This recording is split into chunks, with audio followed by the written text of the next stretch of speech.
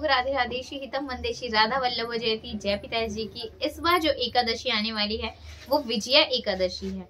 विजया एकादशी का इस बार कोई दो कंफ्यूजन नहीं है। काफी भक्त कहेंगे कि हम 23 फरवरी को रहे या 24 फरवरी को रहे, तो सभी संपन्न से जो है ना एकादशी, विजया एकादशी इस बार 24 फरवरी के दिन है। आप 24 फरवरी के दिन ही जो व्रत रहोगे, वृंदावन से लेके, सीकर से लेके, उज्जैन से लेके सभी जगह जो है एक दिन की एकादशी है और वो 24 फरवरी को मनाई जाएगी विजया एकादशी। विजया एकादशी का वर्णन पद्म पुराण में भी किया गया। पहले राजा महाराजा हुआ करते थे ना, वो इसका व्रत जो है ना, इस वाली एकादशी का व्रत मुख्यतः रूप से करते थे, क्योंकि ये विजय दिलाने वाली एकादशी है और मोक्ष की प्राप्ति कराने वाली एकादशी है। सभी एकादशियों का अपनी अपनी जगह बहुत महत्वपूर्ण स्थान है। तो इसलिए जो है ना, अब की बार जो एकादशी है वो 24 फरवरी के दिन है विजया एकादशी। मैं आप सभी भक्तों को सबसे पहले कुछ महत्वपूर्ण जानकारी बता देती हूँ।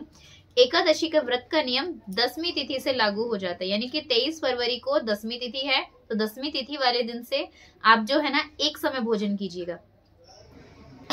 किसी की अगर कोई प्रॉब्लम है तो आप ऐसा कर सकते हो कि शाम को दिन ढलने से पहले ही आप भोजन जो है कर लीजिएगा। लहसुन, प्याज और हींग, तामसी चीजें 10वीं वाली तिथि के दिन से ही ग्रहण मत करना। तामसी चीजें होती है, वो बैंगन भी हो, चाहे आपको अगर व्रत रहते हो आप, तो आप मत ग्रहण कीजिएगा।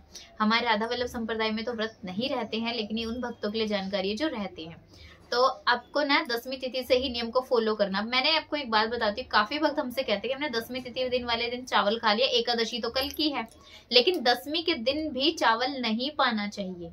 लेकिन काफी भक्त ये गलतियां करते हैं, तो प्लीज मत कीजिएगा, इससे अपराध ही बनता है। तो आप जो है 10वीं वाली तिथि के दिन जो है ना चावल ग्रहण मत कीजिएगा, तामसी चीजें भी ग्रहण मत कीजिएगा।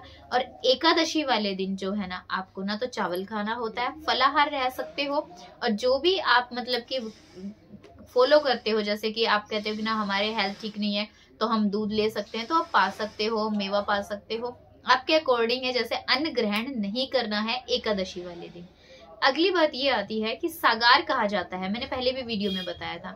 मेरे पास तो अब जो पहले वाली कथा की जो है ना पुस्तक नहीं है अब, जिससे मैं कहती थी, क्योंकि जब हम संप्रदाय से जुड़े तो फिर मैंने वो जो है वो मंदिर में ही दे दी थी। लेकिन मैं अब उसके बारे में आपको शाम को जानकारी दे दूंगी, किस दिन व्रत में कौन सा सागार लेना। उस पर मैं एक शॉर्ट अपलोड करूंगी आज ही शाम को। अब जो है एकादशी वाले दिन आप जो है फलाहार या निराहार, ये आपके ऊपर है, आप कैसे रहना चाहते हो एकादशी का व्रत। सुबह ब्रह्म मुहूर्त में उठकर पूजन करके, और कृपया करके बाल वगैरह ना धोए। अगर कुछ अर्जेंट है बहुत ज्यादा ही कि आपको शुद्ध होकर व्रत करना है, तब आप ऐसा कर सकते हो, अन्यथा तो ना ही करें। अब जो आती है हमारे व्रत के पारण का समय। पारण का समय जो है वो आपको 25 फरवरी को व्रत खोलना होगा। पारण आपको जो समय सारणी बताई जाती है उसी के बीच में ही व्रत खोलिएगा, क्योंकि अन्यथा जो है ना आपको एकादशी का फल प्राप्त नहीं होता है। और जितनी भी हम चीजें ये बताते हैं पारण से रिलेटेड, ये जिसमें जो है आप अपने संप्रदाय को भी फॉलो कर सकते हैं। आपके संप्रदाय में जो समय सारणी बताई जाती है, और ये समय भी जो है ये हमें वृंदावन से पता करने के बाद ही आपको जो है ना बताते हैं जो व्रत खोलने का पारण समय है। तो 25 फरवरी को आप जो है व्रत सुबह के समय खोलोगे। सुबह उठते ये नहीं है, काफी वक्त से हम सुबह उठे 5 बजे से नहाए और व्रत खोले, नहीं। जो पारण का समय होता है उसी बीच में ही आपको व्रत खोलना है।